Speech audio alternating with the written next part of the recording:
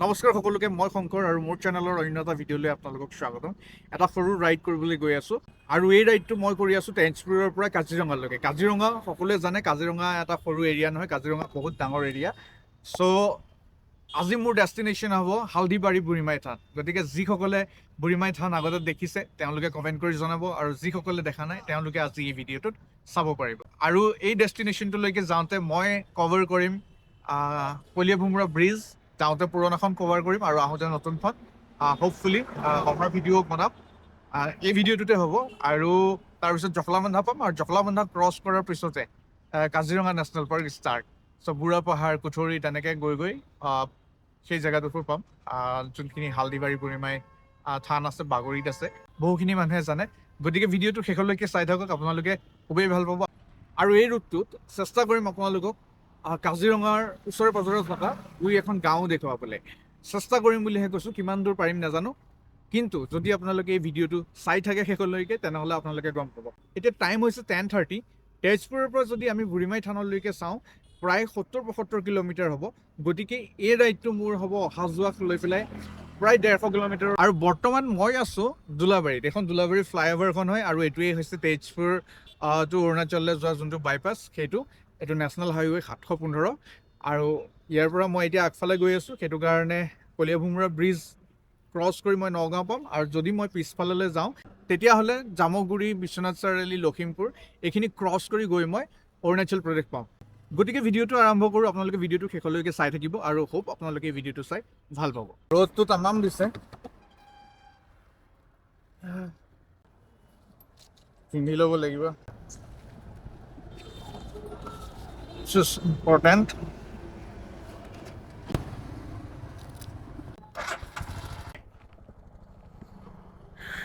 So let's go. তো তেনেহ'লে ব'লক গৈ থাকোঁ।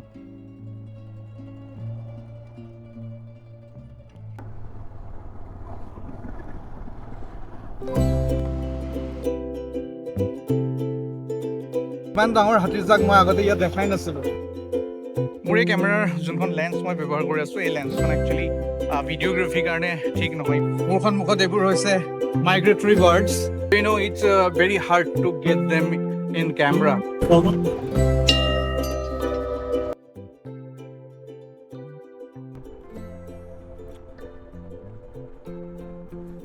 So this is Koliya Bhumra Bridge.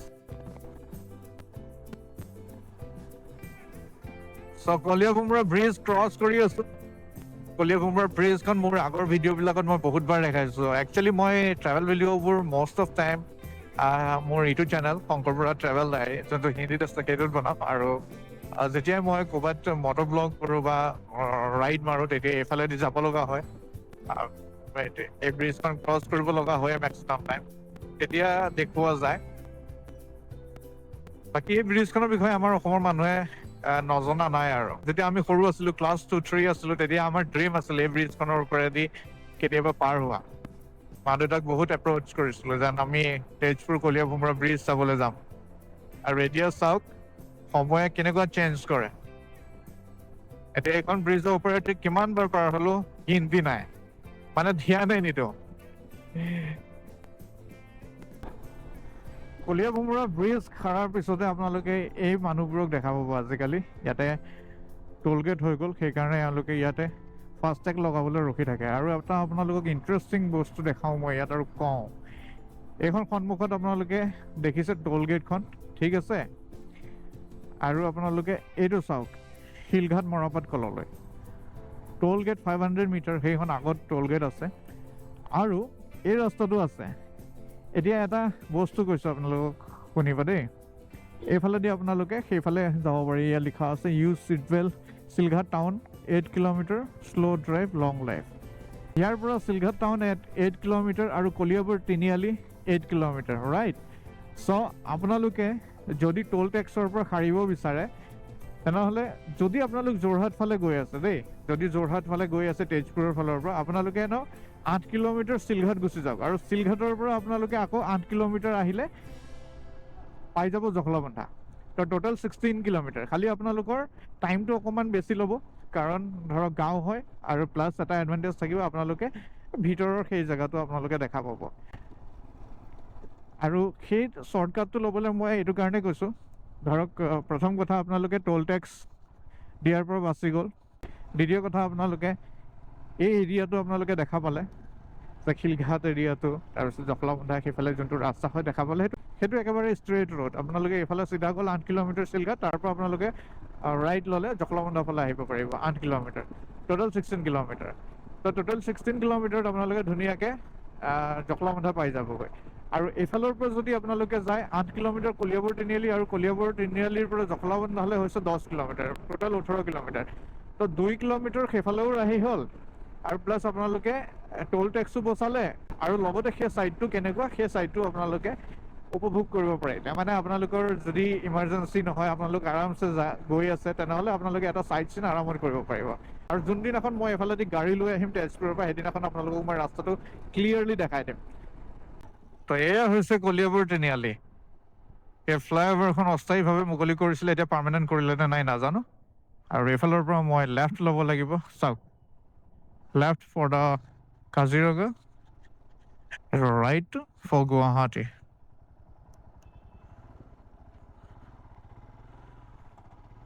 এখন অস্থায়ীভাৱে মুকলি কৰিছিলে, কিন্তু এখন কমপ্লিট হোৱা নাই ওপৰত।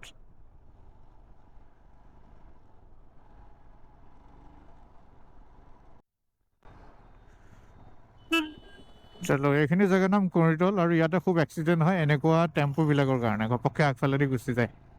বহুত বহুত হৈছে এক্সিডেণ্ট, নিউজে চিউজে দেখা পাই থাকোঁ।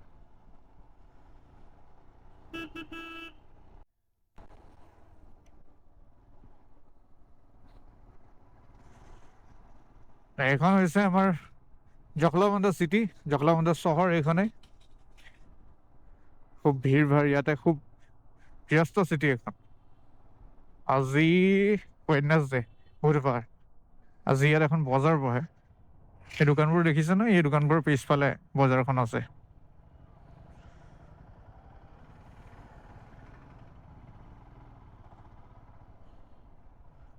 আৰু দেওবাৰেতো বহুতো উৎপাত হয় ইয়াতে, মানে বজাৰ দেওবাৰৰ যোনখন, দেওবাৰ আৰু বুধবাৰে বজাৰ বহে, বুধবাৰৰ বজাৰখন অলপ সৰু, এইফালেদি সোমাই যায়।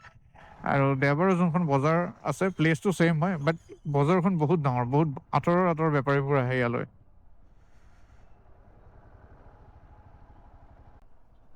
নিজৰ জেগাডোখৰত আহি ফিলটোৱে বেলেগ হয় আৰু। জখলাবন্ধাত বেছি আছে, লাইন হোটেলবোৰ বেছি আছে ইয়াতে। বিজনেছ হাব বুলি ক'ব পাৰি নগাঁও ডিষ্ট্ৰিক্টৰ এই জেগাডোখৰ। একচুৱেলি স্পেচিয়েলি হোটেলছবোৰৰ কাৰণে এটা ভাল বিজনেছ এৰিয়া হয় আৰু সমান্তৰালভাৱে গোটেইবোৰে আছে ইয়াতে। জখলাবন্ধা টাউনখন শেষ হোৱাৰ পিছতেই আমি ক'ব পাৰোঁ কাজিৰঙা নেশ্যনেল পাৰ্ক ষ্টাৰ্ট বুলি। যেতিয়া ৰেল লাইনটো ক্ৰছ কৰিম জখলাবন্ধাৰ, তাৰ আগত আহি আপোনালোকে NRL তেল ডিপু পাব, আৰু NRL তেল ডিপুৰ সন্মুখতে ডাঙৰকৈ দেখিব একদম চাইনবোৰ্ড লগাই থোৱা আছে, welcome to Kaziranga national park বুলি। আৰু এই জেগাডোখৰৰ পৰা, মানে আপুনি জখলাবন্ধা ক্ৰছ কৰিছে আৰু তাৰপিছতে এই জেগাডোখৰৰ পৰাই Kaziranga national park up to নুমলীগড়লৈকে যোনটো ৰাস্তা হয়, সেই ৰাস্তাটো বহুতেই বেছি ধুনীয়া। আপুনি ফেব্ৰুৱাৰী আৰু মাৰ্চ মাহত যদি আহে, এই গছবিলাকত আপোনালোকে খালি হালধীয়া, গোলপীয়া তেনেকুৱা ধৰণৰ ফুল দেখা পাব। সোণাৰু, মদাৰ, এই ফুলবোৰ ইয়াত ভৰি থাকে, মানে বহুত ধুনীয়া হয়, বহুত বেছি ধুনীয়া হয়। তো এইটো হৈছে 37 নং ৰাষ্ট্ৰীয় ঘাইপথ কাজিৰঙা নেশ্যনেল পাৰ্কৰ মাজেৰে। এইফালে লেফ্ট ছাইডে কাজিৰঙা নেশ্যনেল পাৰ্ক। যদি আমাৰ ভাগ্যখন ভাল থাকে, তেনেহ'লে আমি জীৱ জন্তু দেখিবলৈ সক্ষম হ'ম। বাকী ভিউ পইণ্ট আছে, ভিউ পইণ্টৰ ৰম আপোনালোকক দেখুৱাবলৈ চেষ্টা কৰিম। আৰু কিছুদিনৰ পিছত, আৰু 5 বছৰমানৰ পিছত আমি এনেকৈ কৰি তলদি নাহিলেও হ'ব আৰু। অসমৰ ৰাইজে গম পাইছে এইটো কাজিৰঙা যোনটো এলিভেটেড কৰিডৰ বনাব গৈ আছে।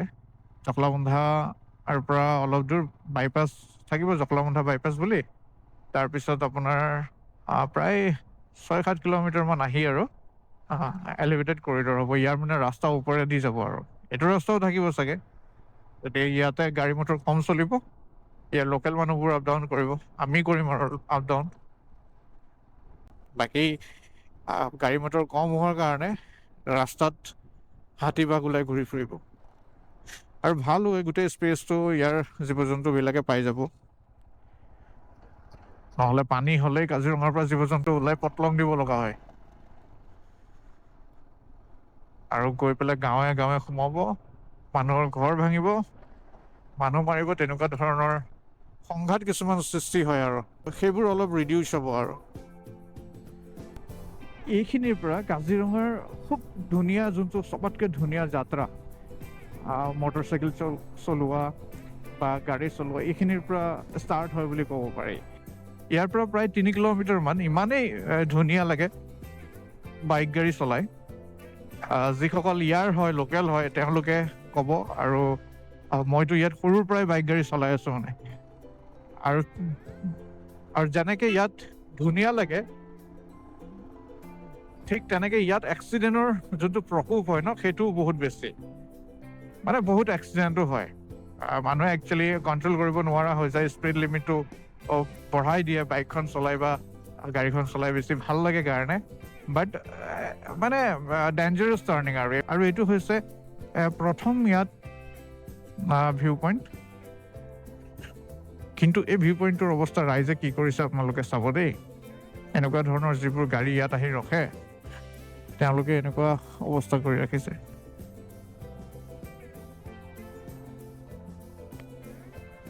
মই বৰ্তমান থিয় হৈ আছোঁ প্ৰথমটো কাজিৰঙাৰ ভিউ পইণ্ট। যদি আপোনালোকে নগাঁও ফালৰ পৰা আহে, মানে জখলাবন্ধাৰ ফালৰ পৰা আহি প্ৰথমটো আপোনালোকে ভিউ পইণ্ট পাব, যিটোৰ নাম হৈছে গজৰাজ ভিউ পইণ্ট। আৰু এই ভিউ পইণ্টটোৰ অৱস্থা, ইয়াতে যেতিয়া মানুহবোৰ ৰখে, তাতে মানুহবোৰে বহুত যাত্ৰা কৰি থৈ গৈছে। আৰু এই যে অৱস্থা, এই আজি তাৰিখৰ নহয়।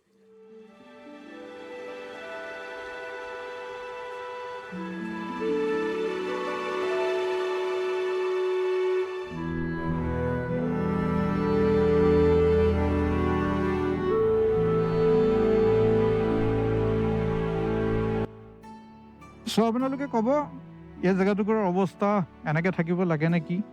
আৰু আপোনালোকে কমেণ্টত লিখিব প্লিজ, ছেফ কাজিৰঙা বুলি লিখিব। আমি সদায় লিখি থাকোঁ safe rhino, safe rhino, safe rhino. Rhino তেতিয়াহে ছেফ হ'ব যেতিয়া কাজিৰঙা ছেফ হ'ব, হয়নে? চ' লেটছ গো।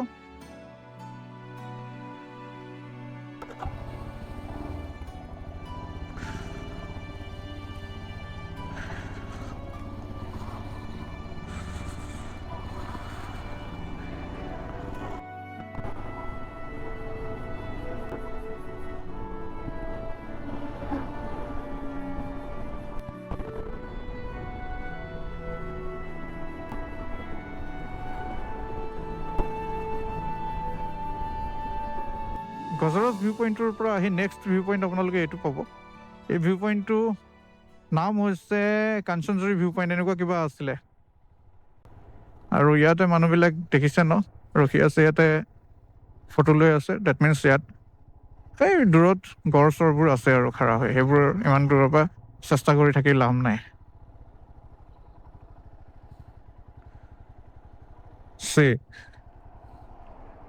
এইটো ভিউ পইণ্ট কিমান ধুনীয়া, কাঞ্চনজুৰি ভিউ পইণ্ট।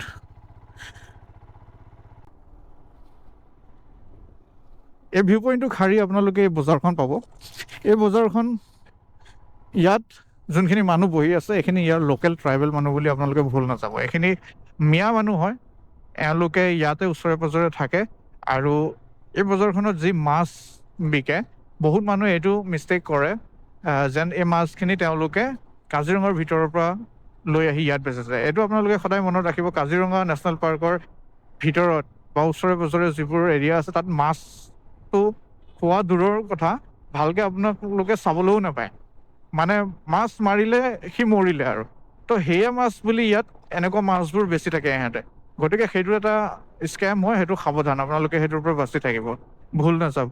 ইয়াতকৈ ভাল মাছ আপোনালোকে ঘৰৰ কাষতে পাব। এইবোৰো সেই চালানী ক'ৰবাৰ পৰা আনি পেলাই ইয়াতে বেচে মিয়াকেইটাই, মহা বদমাছ ইহঁতে। আৰু বাকী আগত একদম মস্ত ডাঙৰ হাতীৰ জাক এটা আছে, এইটো মই এতিয়াই ভিডিঅ' কৰি লৈ যাব লাগিব, আদাৰৱাইজ ঘূৰি আহি মই এইটো নাপাবও পাৰোঁ। সেইফালে জংঘলখন জ্বলি গৈছে, জংঘল জ্বলাৰ কাৰণে হাতী চাকৰি এইফালে ওলাই আহিছে।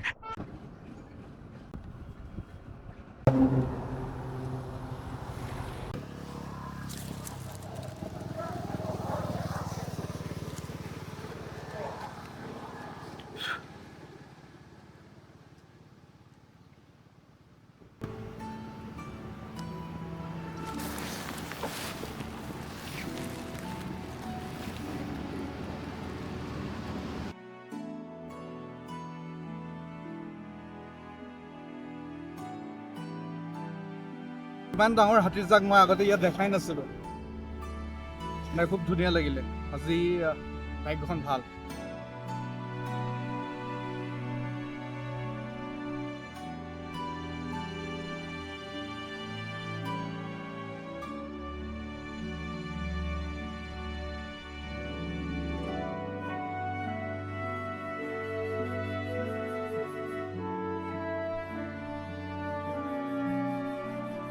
চ' নগাঁও ডিষ্ট্ৰিক্ট ইয়াতে খতম হ'ল।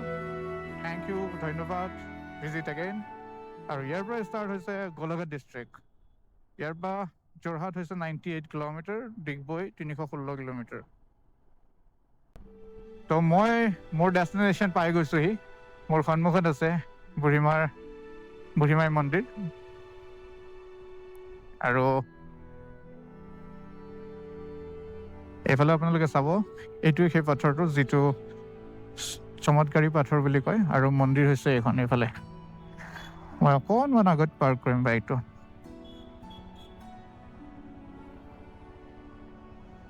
যিহেতু মই ইয়াৰ পৰা ঘূৰিয়ে যাম, মই বাইকখন ঘূৰাই পেলাই থৈ দিওঁ আৰু।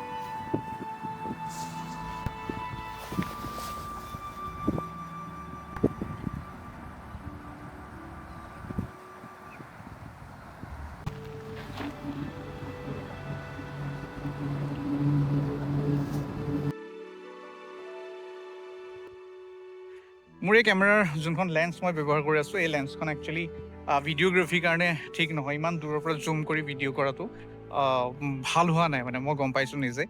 ইমান এটা ক্লিয়াৰ কৰিবলৈ মই চেষ্টা কৰিছোঁ, আৰু মেক্সিমাম টাইম মই কি কৰোঁ, এই লেন্সখন ইউজ কৰিলে অটো মুডতে ইউজ কৰিবলৈ চেষ্টা কৰোঁ। মোৰ সন্মুখত এইবোৰ হৈছে মাইগ্ৰেটৰী বাৰ্ডছ, যিবোৰৰ বিষয়ে মোৰ খুব এটা নলেজ নাই, মানে একেবাৰেই নলেজ নাই। এইবোৰ বাৰ্ডছৰ বিষয়ে মই একো নাজানো, নাম চাম নাজানো। আপোনালোকে যদি জানে প্লিজ কমেণ্ট ছেকশ্যনত জনাব এইবোৰ কি চৰাই আপোনালোকে দেখি আছে।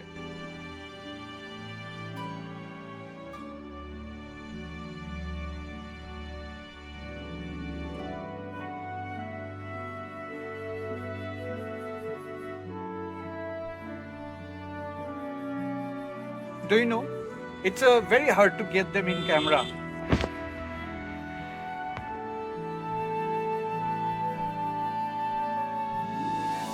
মই বহুত চেষ্টা কৰি আছোঁ ক্লিয়াৰ ভিডিঅ' ল'বলৈ, আৰু মই যেনেকৈ এক্সপেক্ট কৰি পেলাই কষ্ট কৰি আছোঁ, সেই কষ্টটো সাৰ্থক কৰিব পৰা নাই। একচুৱেলি মোৰ কেমেৰাৰ যিটো লেন্স, সেই লেন্সটো ইমান মানে ঠিক নহয়, মই গম পাইছোঁ।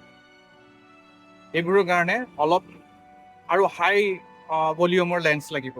হোপ আপোনালোকে ভিডিঅ'টো চাই ভাল পালে। আপোনালোকৰ যি অপিনিয়ন হয়, আপোনালোকৰ যি মতামত হয়, আপোনালোকে কমেণ্ট ছেকশ্যনত জনাবলৈ নাপাহৰিব। আৰু যদি আপোনালোকে এই ভিউ পইণ্টত আগতে আহিছে, তেনেহ'লে প্লিজ এটা কমেণ্ট কৰিব আৰু জনাব যে এই ভিউ পইণ্টত আমি গৈছোঁ।